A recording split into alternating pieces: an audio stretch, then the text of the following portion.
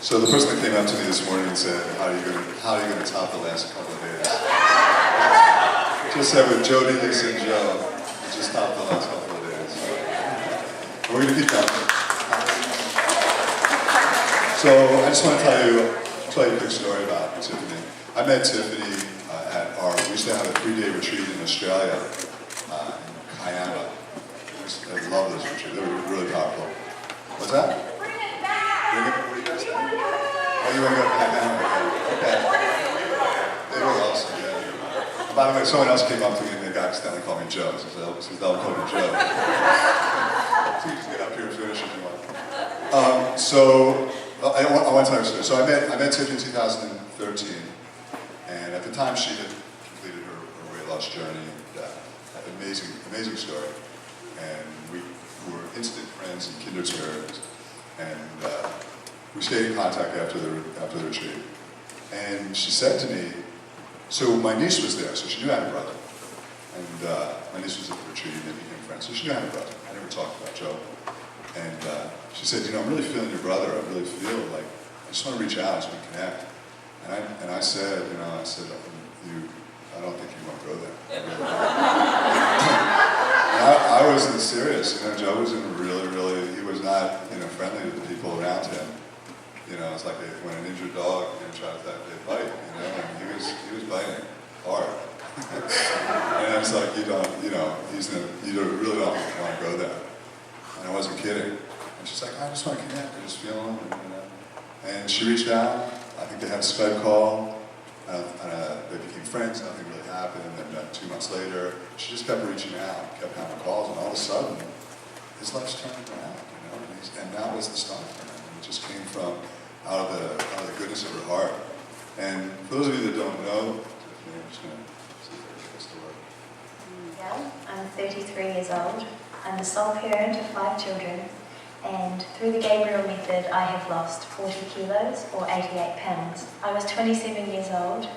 I weighed over 130 kilos, which is 296 pounds. I was struggling with the fact that when I looked at myself in the mirror, I didn't recognise who I saw anymore. And a few things happened. I had a bit of a health scare, which made me realise that this was the only body that I had. I had no energy. I couldn't play with my children. I felt like I was on the sidelines. It was as though the more space I took up physically, the less space I took up in my life. I can't explain it. It was like my body was in shock. I had low blood pressure issues and hunger like you wouldn't believe. It was like trying to hold back the time. The weight just wouldn't stay off. And it was around that time that I became pregnant with twins. A twin pregnancy, and 40 kilos later, I found myself rapidly falling back into the pit that I had so recently clawed my way out of. And I knew that I had to do something. And that's when I came across the Gabriel method. On my original weight loss journey, what I did to lose the weight was I sought success stories. That's what gave me the hope, because when you had the numbers that I had to lose, it seems insurmountable until you start to see other people doing it. What I now wanted to find was a story like that which involved the weight staying off, and I couldn't find it anywhere until I came across John Gabriel. And I knew as soon as I saw his photos and read his story that I had finally found a kindred spirit who knew what I knew from the inside out, but also had a few of the missing links that I hadn't figured out. The Gabriel method offered me a great many tools, but the top 3 for me were safety, digestion, and abundance. I didn't feel safe, and John Gabriel taught me about a concept called emotional obesity. This is the idea that the weight that you're carrying is actually serving a purpose. And for me, it was keeping me feeling safe because I had a lot of fear. So John Gabriel's nightly meditation really helped me to start to feel safe in the world, safe to be thin, safe to be seen, and now I can say inside and out that I'm truly safe. The second key to my Gabriel method journey has been healing my digestion. And one of the points that John Gabriel teaches is that often when you're overweight, you are starving on a nutritional level. You may be eating a whole lot of calories, but it's not about calories, it's about nutrients. And so I learned a lot about giving my body the nutrients that it needed and the conditions under which it would be able to assimilate those nutrients into my body. And all of a sudden, magic started happening, and my body started to do with what I gave it what it needed to do, which is to keep me healthy and keep me alive. The third key, and this is a big one, is the idea of abundance. I had been dieting since I was 9 years old. Essentially what dieting does is tell your body that it is in famine, that there is scarcity, that there is not enough. And the number one thing your body will do when it believes that it is in famine is to hold on to your stores of fat to keep you safe and add to those stores whenever possible. One of the great rewards of this whole journey for me. My children get more of me now than they ever did then, because they see me vibrant and happy and living my life and enjoying my passions and my talents, and I invite them into that. I paint and I sing, and I'm starting to get back into horse riding, and I'm studying again, I'm doing my masters, I'm living my life, I'm showing them all of the best pieces of me that for some reason I thought there was no place for in motherhood. And now I believe the complete opposite. It's been a great honour to be able to share my story, because I know how powerful success stories can be in building that hope and belief that the journey that you're starting on is actually possible. And so I get to stand a little further down the road and let you know how possible it really is. And what I would say is this. There's a saying that goes, we do not struggle to be free. It is the absence of struggle that leads to freedom.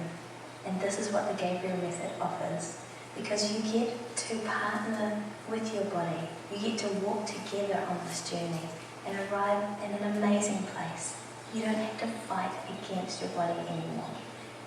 You get to arrive together into this resplendent life of transformation and joy, and I encourage you to just try it. My life will never be the same.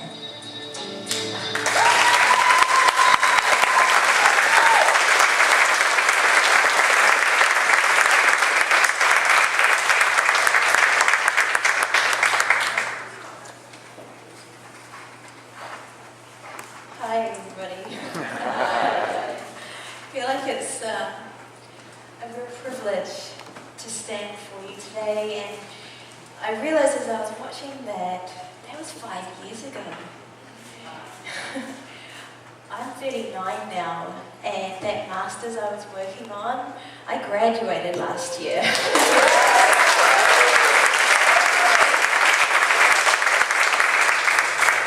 And those children you saw in the photos, they've moved on a little too. One of my daughters is here with me. She's 14 years old and just amazes me every single day.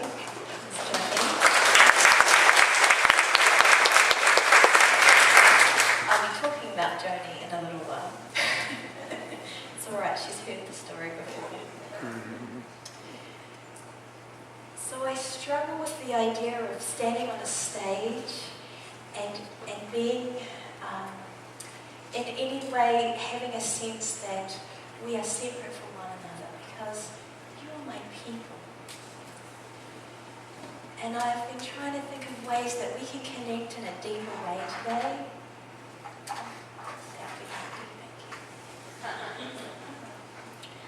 So I came up with a few ideas, and if any of this feels like something you want to participate in, please join me.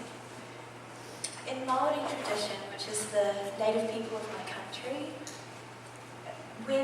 particularly when there is a spiritual gathering, it is customary to take off your shoes.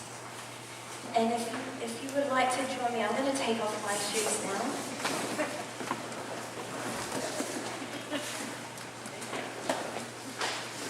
I like to think that as our feet reach the floor, we begin to connect. You know, like the roots of a tree start to filter out together, because I don't want to tell you my story today. I want to tell and create a collective story that reaches all of us and serves to transform us all in a new way.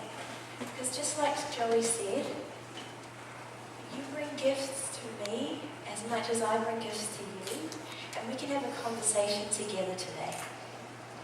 But there's a very essential element that we need to invite into the room, and that's our bodies.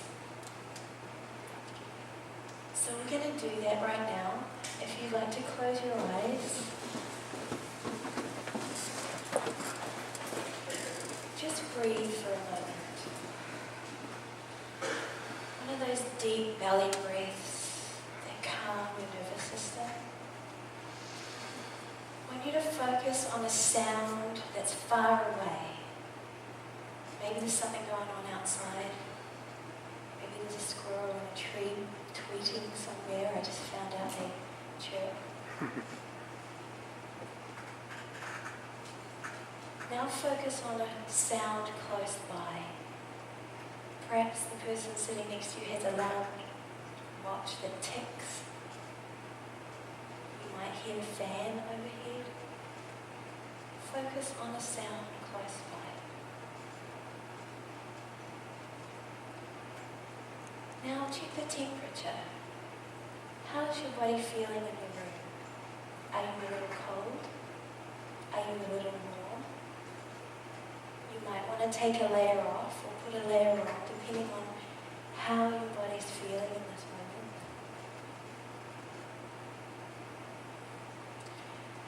And now I'd like you to place a hand on a part of your body that feels like it needs a little love. Might be your heart, might be your belly, might be lunch, might be the sides of your face.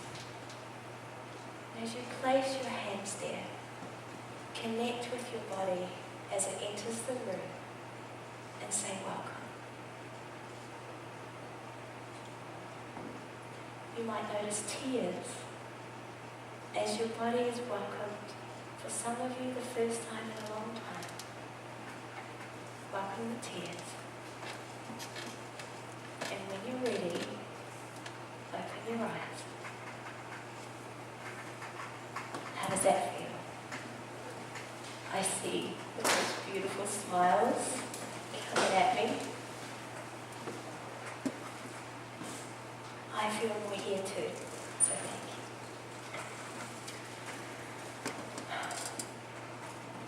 So I'm going to talk to you today about the embodiment of belief, how our stories can heal us. And I'm always amazed, there's always a dominant theme that weaves its way through each of our talks. And we never consult with each other about what we're going to say. And then we sit down the back and just laugh with delight when the same quote we planned is sitting up there on the PowerPoint, and we have to run back to our rooms and find something else that says kind of the same thing but isn't that thing. It's beautiful. And my hope is that in this conversation, those threads come together to you and give you an experience of yourself in a new way, so that you get to take something back with you into your life that contributes to your transformation. But before I can go any further, I have to make an acknowledgement to somebody who is my hero.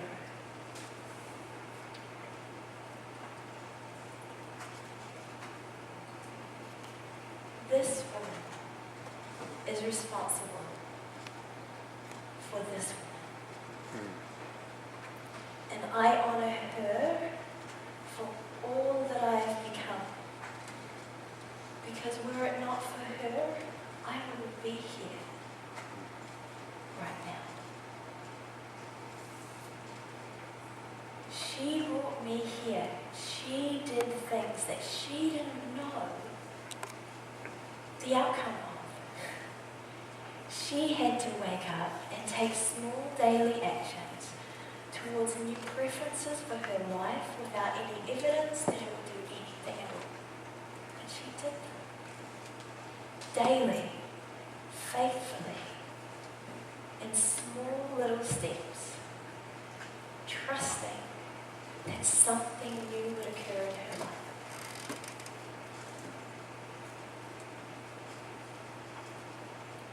She taught me everything that I needed to know to help you, to help Jody, to help Terry. She deserves the honor and the accolade. I am her reward. And I honor her, and I honor each of you.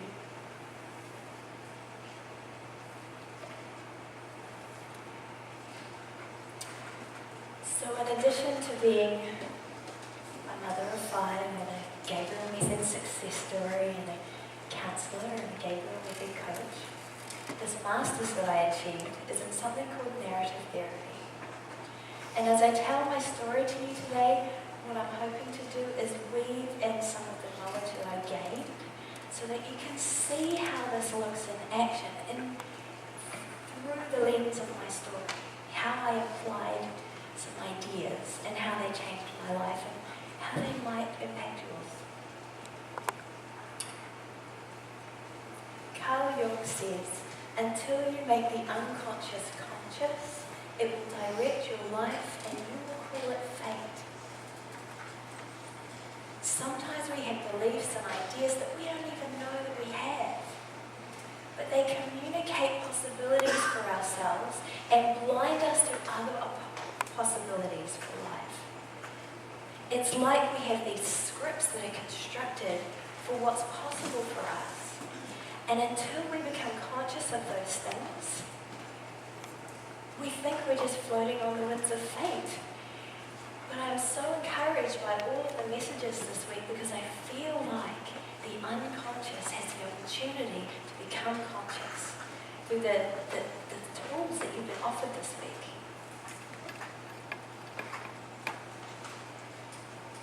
Thus says that everything changes once we identify with being the witness to the story instead of the actor in it. Once we become conscious, we have agency. We get to look at the effects of those stories and beliefs in our life and say, is that in alignment with my preferences for my life? Is that in alignment with my highest well-being? And if it's not, we have the opportunity to say this is not going to be the end of my story. My story doesn't end here. I become the author. I may have not written the beginning, but I have a say in how the story goes from here, from today.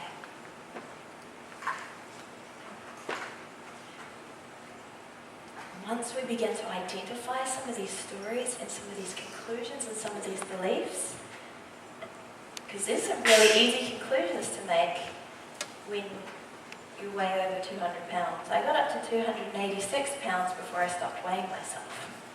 I know I got bigger because the clothes I was wearing at 286 pounds stopped fitting. But I didn't need to know that number. I never knew it would be handy until now. It would have been nice to know now. But then, who needs to know? There are some conclusions I made about my life. And it was very easy to make those conclusions because the world was very, very quick to support me in those conclusions about my lack of willpower, my lack of concern for my well-being, my sense of failure in life. What was my problem? Why couldn't I do this? Why couldn't I get it right? I knew what to do. Why couldn't I do it? Who's thought those things before? Who's heard those things from themselves, from their doctors?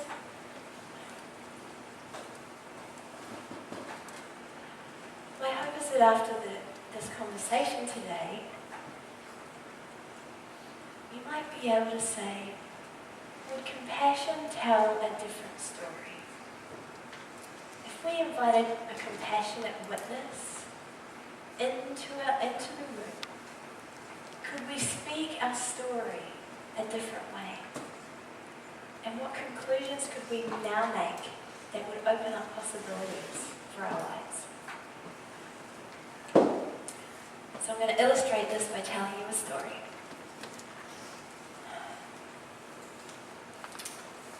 There's a theme that I bring in each year about my arms because it illustrates so well what I'm trying to tell you. It's funny because whenever I'm under stress or pressure, my arms get bigger. I'm sure a doctor could give me a hormonal reason why arms would get bigger, but for me to have the arms to encapsulate and to hold all that I have to hold, all of those babies that I brought into this world, they expand when I forget that I'm not the only one running the show. But what happened, the way I came to understand the image of a good mother was inscribed upon my body in childhood. Before I had the conscious awareness of what was happening, my beautiful mother showed me what a good mother looks like. This is my beautiful mom. I cried a lot back then. And look at those beautiful arms encapsulating me.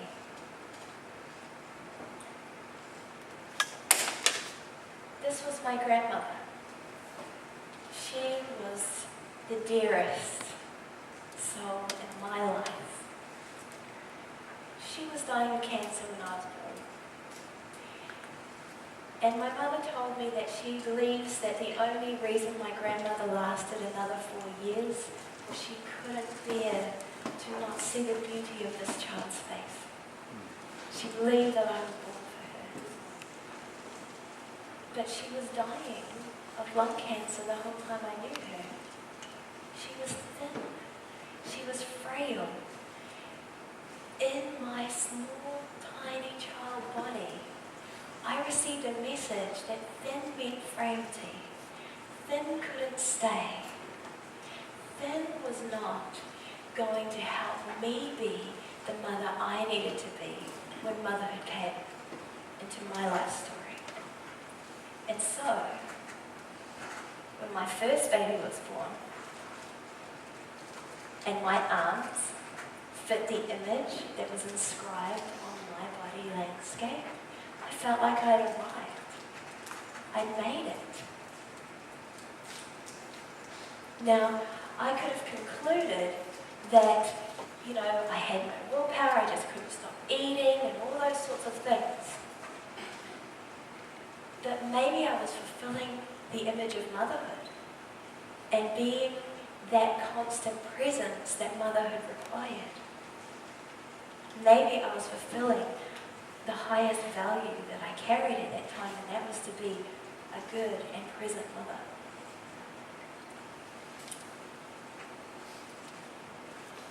But motherhood didn't quite deliver what it promised. Depression sat beside love's ever-presence. I believed that when I became a mother, I had to put away childish things. I had to mute all of my desires and my passions and my dreams and my hopes for my life and transfer all of that in service of my children.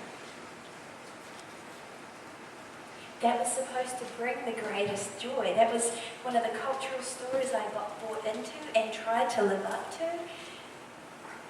And I was getting lost. I was being silenced.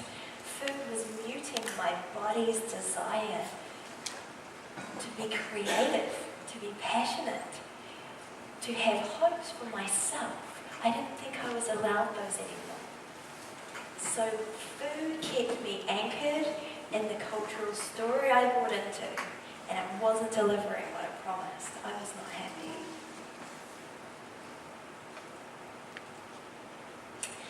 And just when I had almost achieved the picture of good mother,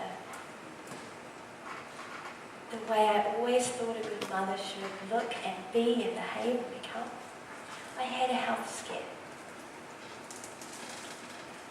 There was about a 4-month period where I was going through tests and having some health problems that was pointing to the possibility that I had cancer.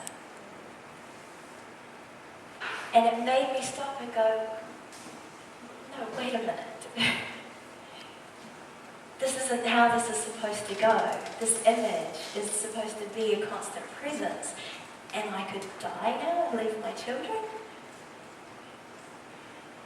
Marianne Williamson says that all that's required for a miracle is the willingness to say, perhaps there's a way to see this differently. I had to see good mother in a new way. Maybe I got the image wrong. Maybe there was a way that I could be well and be a good mother.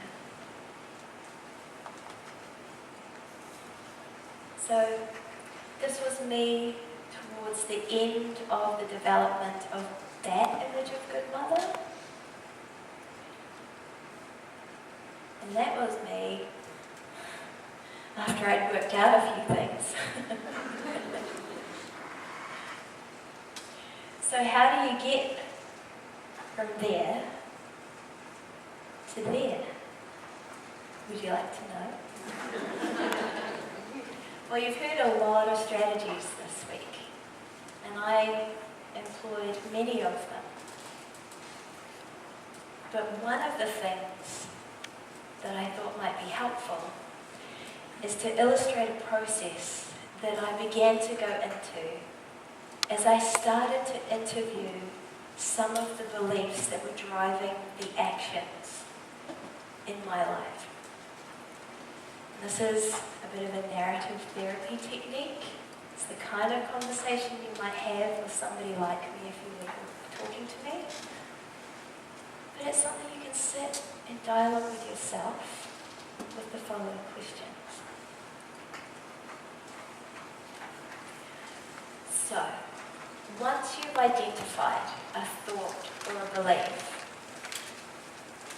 and you may have even come to some this week as you've done some of the activities and exercises, you may have uncovered something that you thought, oh, didn't realise that was going on. I remember the moment that I discovered that belief about being large helped me to encapsulate my family. It was after Jodie was born. I got quite sick. I reacted to the antibiotics, and so did she, after the surgery. And I dropped a lot of weight really quickly. And this is a clue. This is how you catch beliefs that are sort of sitting in the background unconscious. I remember looking in the mirror, holding my baby who was crying at the time, because she was as sick as I was. And because I dropped all that weight, I got a glimpse of this little girl standing in the mirror. And I thought, how on earth is that little girl going to handle the responsibilities of another baby? I already had a 14-month-old, and now I had this little one. And I was unwell, and she was unwell. And very soon after that, I started eating with a ferocity. There is no way I was staying in that form. I needed to bulk up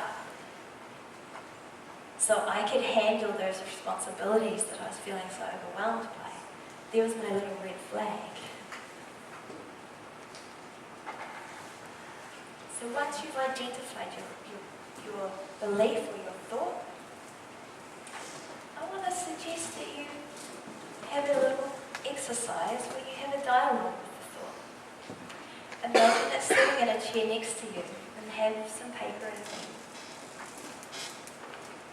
Maybe write out what the thought or belief is. And ask the thought, what is your hope for me? You see, I believe that none of us take actions that truly need to destroy us.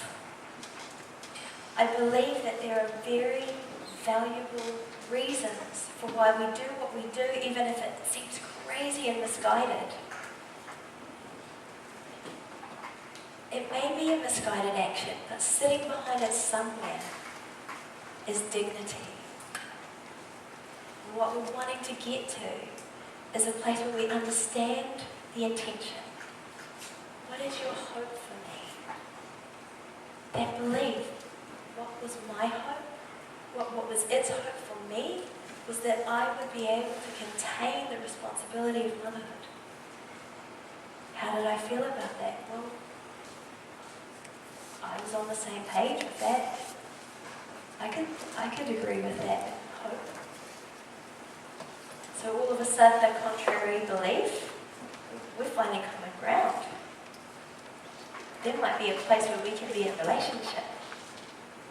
So let's have another question. What does that say about what you value? That's the question to the belief. If you hope that for me, what does that mean that you value?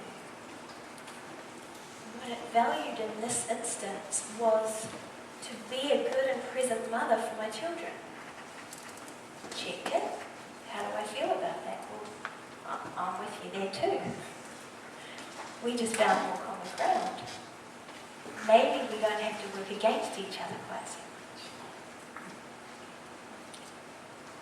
much. What actions does this belief require that I take? So for me, the actions were to eat my feelings away, to stay so full that my body wisdom couldn't filter to my brain and become consciousness. I never let myself get unfull. I would eat everything down so I didn't have to have a conversation like this ever. Because these conversations sometimes lead to change, and change can be scary. So that was one of the actions. One of the other actions was to repress all hope and desire for my life. Be still. Don't breathe, don't hope, don't be. You do not matter. You are a mother now. These were the thoughts and ideas that came along with that belief. Now here's a really important question. Are the effects of these actions lining up with what's most important to me? So you look at the actions and you see if they line up. Is this giving what I truly desire for my life? Or is it taking me further away from it? Is it acceptable to me, the effects of those actions? Most often it is not. Most often it is not in alignment with our highest intentions for ourselves and our lives. We can compassionately witness and thank the belief for its hopes and intentions for us. And then start to renegotiate. If those actions aren't bringing on the effects that we were hoping for, what actions might bring us closer to our intentions for life? What new action can I take that still remains in service of those ideals that I'm completely on the same page with you on? Right? Because you might have picked up in my testimonial video, I'm all about dropping the fight. We don't have to fight anymore. We can find common ground. We can find where we agree. We can build from there. We can be in a new relationship with the thoughts and beliefs that have informed the potential for our life until this moment.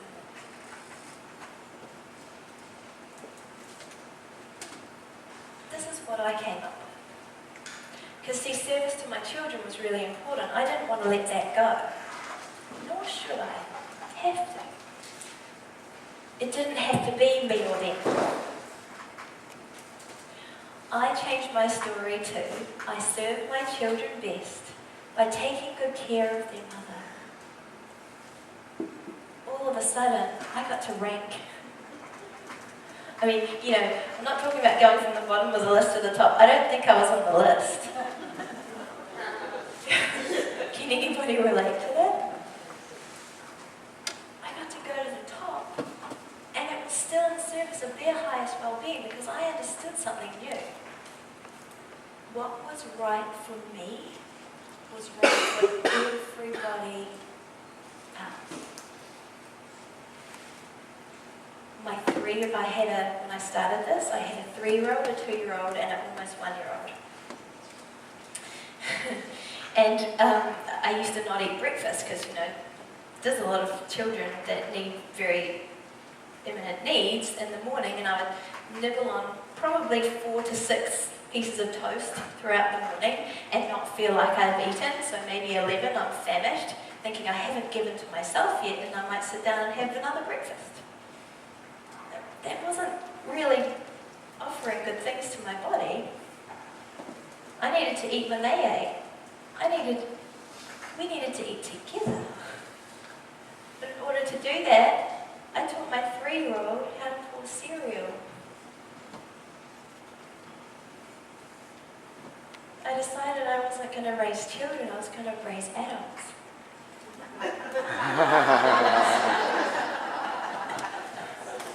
I wanted to raise contributors, not takers. And I could begin that there. I could claim my place in the family, and we could eat together.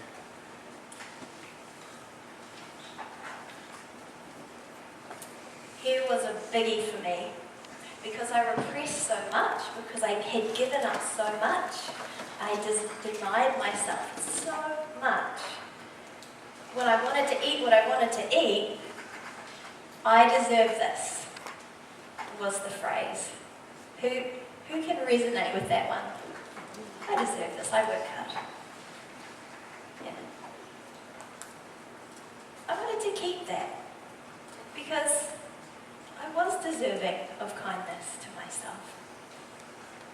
But I changed what that looked like in action, because the effects of the chocolate donut was heavy on my body. I didn't want to carry those effects on my body anymore, so I kept the I deserve this. But I changed it from that to that. All of a sudden, that seemed a lot kinder. I deserve to eat in a way that I would be adequately nourished, to have the vibrance and the vitality to be the mother I wanted to be. I deserved that. That was not a silencing agent. That allowed my voice to still be heard. That allowed me to enter into my life again. I deserved that.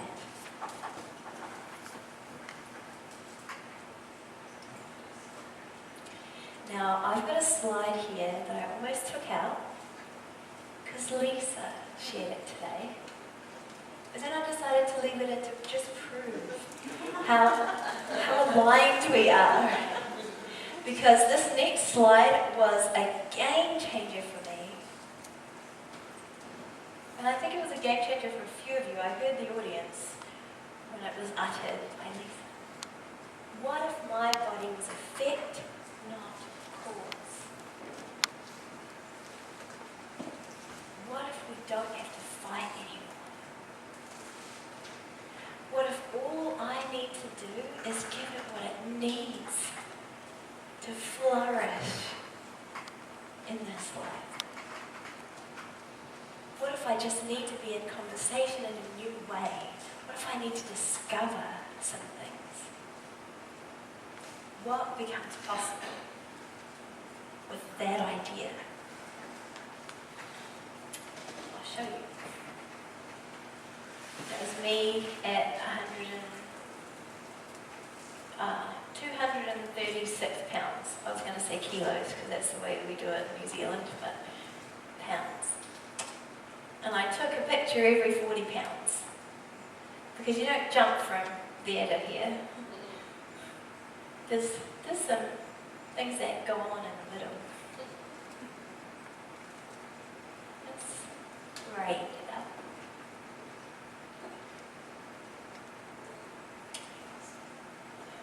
And I think of you as you see these befores and afters, you, my people, and I want you to feel encouraged by where you are today, even if it's not yet the image that you desire. I want you to consider what it is that you think you will feel then, and feel now, to any small degree possible, what that will be like today. How could you feel that way today in this body as it is now? Because losing another 40 pounds before you're allowed that means that when you're there you won't feel it either. You have to seek it here. And ironically, then you get there without even noticing, because you're so involved in the deliciousness of your life. You get there and you go, how did that happen? When did that happen? If you're in the delicious of your life now, then you'll feel it there too. I've done it both ways, I promise you. You have to today your way to tomorrow. And then when you arrive, you get to stay. There's a quote that I wanted to share that speaks to that. Sometimes we forget how far we have travelled while we are looking ahead to the new next steps. And you've got lots of steps to take from this week. Pause here.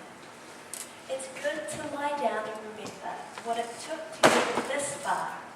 All those karmic hoops we had to jump through. All those overcomings. Good to stroke our face with love, to remind ourselves how much courage it took and who we would have become if we hadn't braved the journey.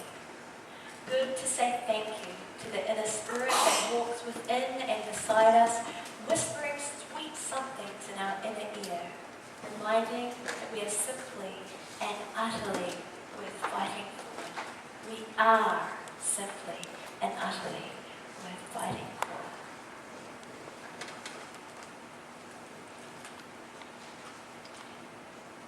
The purpose of life is not to transcend the body, but to embody the transcendent. I want to suggest to you that when you have felt a resistance to a diet, it is because it was an offense to your soul. There is another way. You believe that. That's why you're here. Dare to embody the transcendent being that you are. You are that today. And if you believe that, the actions that you take to honour the vessel change.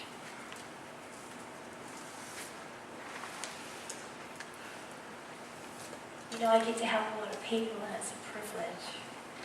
But I couldn't finish my talk without sharing a particular triumph. It's very hard to help sometimes the people closest to you. But my mother has been on a journey this year. And she's lost 46 pounds now and she's still growing strong. She's 70 years old this year, people.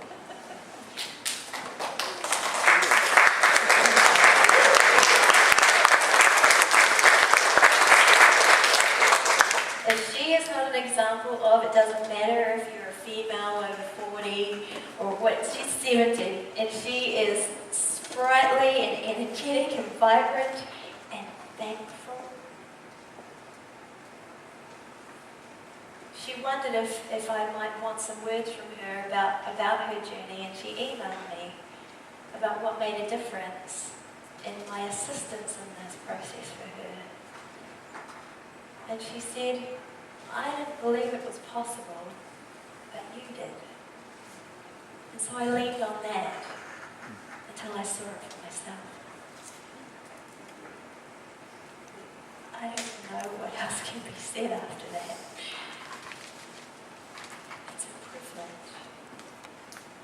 And so I want to ask you a question.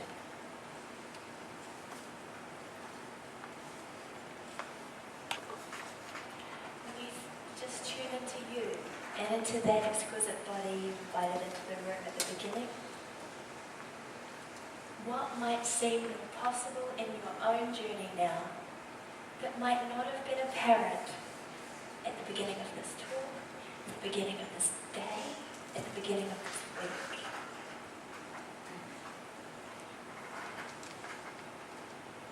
And if something comes to mind, I'd love to hear a couple of things about what might seem more possible for you now. We've got mics coming around, so just raise your hand.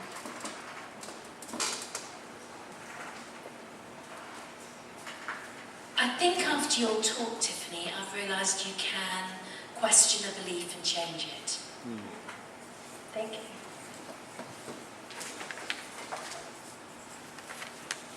I think I've realized that, I didn't realize how many emotions I have that I've been holding back. And now I realize that I can get those out of my body, out of my mind, and change my life. Powerful. You can get those emotions now out of your body and change your life. Mark,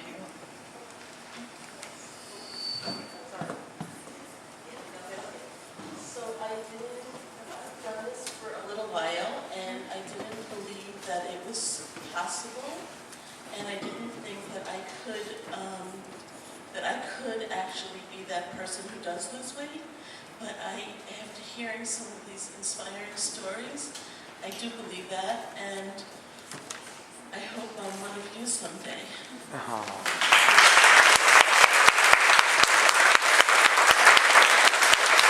There is a place on the stage with your name on it.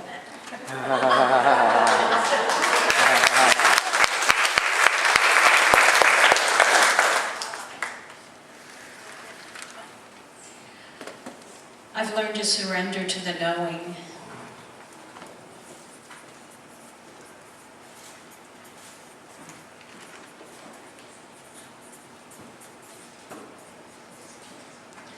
I love your energy. I was walking here this afternoon and I just realized that I have a slower rhythm than most, and motivational speakers have a lot of energy, a lot of high energy, and that resonates with me, it inspires me, but that's not really me. Like, I'm not going to suddenly become that person, even though I've tried to all my life. So I just love your gentleness, and I think that is what comes across the most, is that to be gentle with yourself. Good.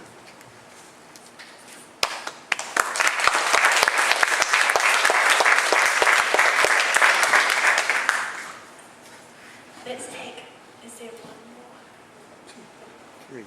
300. I didn't think I could ever share my story, especially to a group of people, and I was really afraid to come and get at whatever the big scary monster was that I've been running from my whole life. So now I believe that I can overcome if I'm willing to reach out and accept help instead of always trying to be the one helping everybody else. No, I don't want to silence anybody who wants to share. Is there anybody else before we close? Put your hand up, give it two. All week I was, listening to everything, and it wasn't until you spoke today that I realized that in the back of my head I was saying, yes, but all these people are 30 and 40 and 50 years old, and I'm your mother's age. And so it really gave me hope that there is time, and that there is the ability to do this, even though my metabolism's slow. No. It's really fast. Really fast. So fast. I am so grateful for all of the teachers here on the stage and in the room. I have learned that love and compassion for my body sure trumps hate and anger. Beautiful.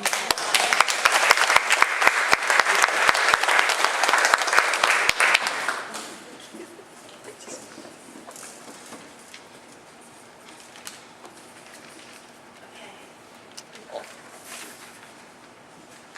Do you know what we just did? We just created a new collective story. Should we read it back?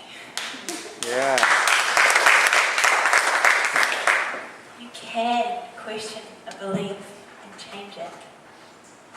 I can get those emotions out of my body and change my life. I do believe. I've learned to surrender to the knowing. Be gentle with yourself. There is time. Love and compassion for my body trumps all.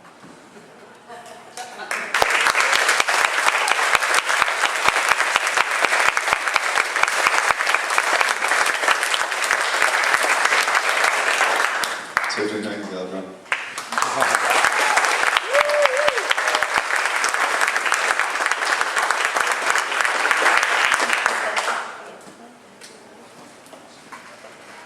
Let's take a quick 10-minute